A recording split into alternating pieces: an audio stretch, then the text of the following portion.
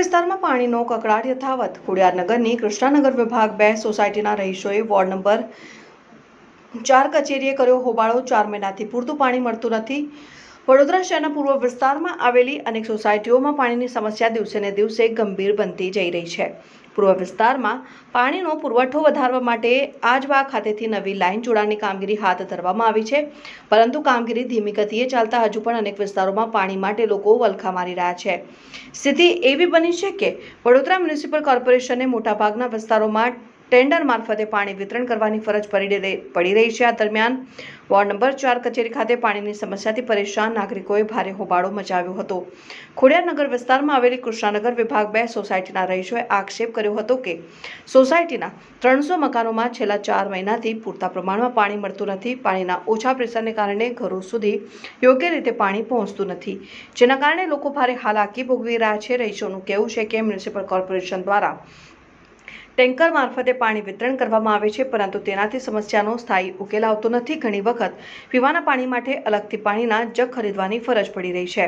સ્થાનિકોના જણાવ્યા મુજબ અગાઉ પણ અનેક વખત વોર્ડ કચેરીમાં રજૂઆતો કરવામાં આવી હતી, પરંતુ સમસ્યાનો કોઈ નક્કર ઉકેલ આવ્યો નથી. ઉચ્ચ અધિકારીઓ પણ લોકોની ફરિયાદો સાંભળતા ન હોવાનું રહીશોએ જણાવ્યું હતું.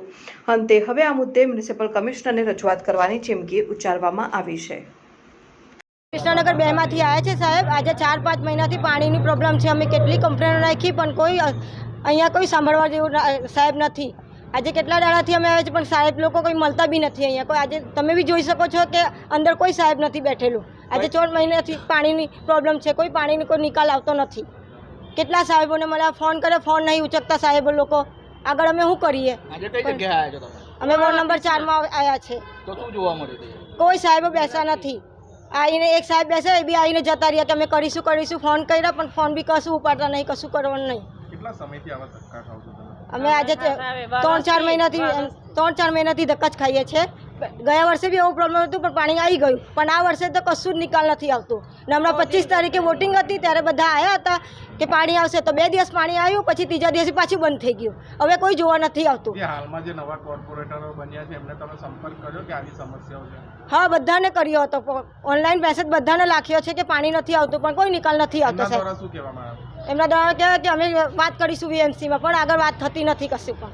કેટલા મકાનો છે કૃષ્ણનગરમાં? 350-400 મકાનો છે.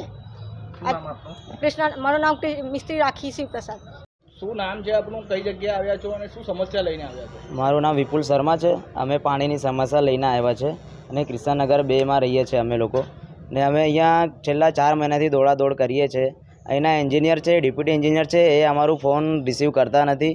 ફોન રિસીવ કરે છે અમુક વાર તો એવું કહે છે મિટિંગમાં છું, તમને કોલ કરું છું. એ ફોન ઉઠાવીને ડાયરેક્ટ એવું કે પાણીનો અમે કહીએ તો એવું કહે છે કે તમારો પ્રોબ્લેમ સોલ્વ થાય છે, નવી લાઈનો માટે પ્રોસેસ કરીએ છીએ. પ્રેશરનું અમે કીધું, પ્રેશરનું બી એ લોકો પ્રેશર બી ખોલતા નથી.